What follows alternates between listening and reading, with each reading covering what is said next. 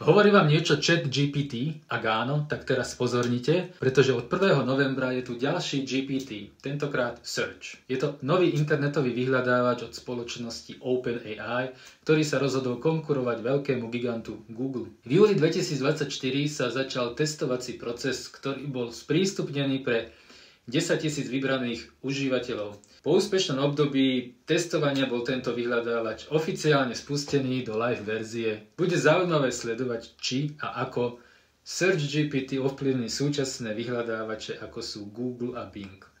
Tento vyhľadávač je AI model, ktorý kombinuje schopnosti strojového učenia s informáciami z webu, aby poskytol rýchle a aktuálne odpovede s jasnými a relevantnými zdrojmi. Je navrhnutý tak, aby napodobňoval porozumenie textu a obrázkov a poskytoval odpovede priamo na položené otázky.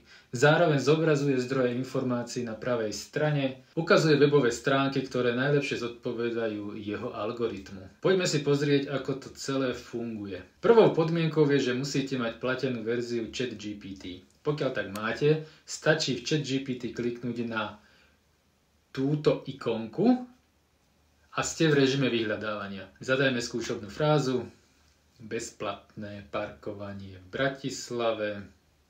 Bum. Máme tu výsledky. Existuje možnosť aj využitia rozšírenia do Chromu, ktoré vám zabezpečí, že Chrome bude priamo prioritne otvárať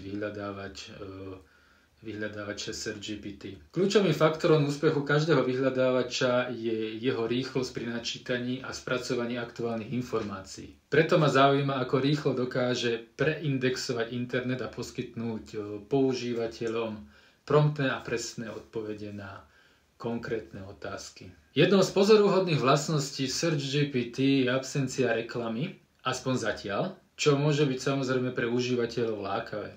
Podľa môjho názoru sa SearchGPT môže stať nástrojom, ktorý si obľúbia skôr technicky zdatnejší užívateľia. Tí, ktorí doposiaľ nevyužívali nástroje ako je ChatGPT, pravdepodobne zostanú verní starému Google. Budúcnosť ukáže, či si SearchGPT nájde stabilné miesto medzi top vyhľadávačmi.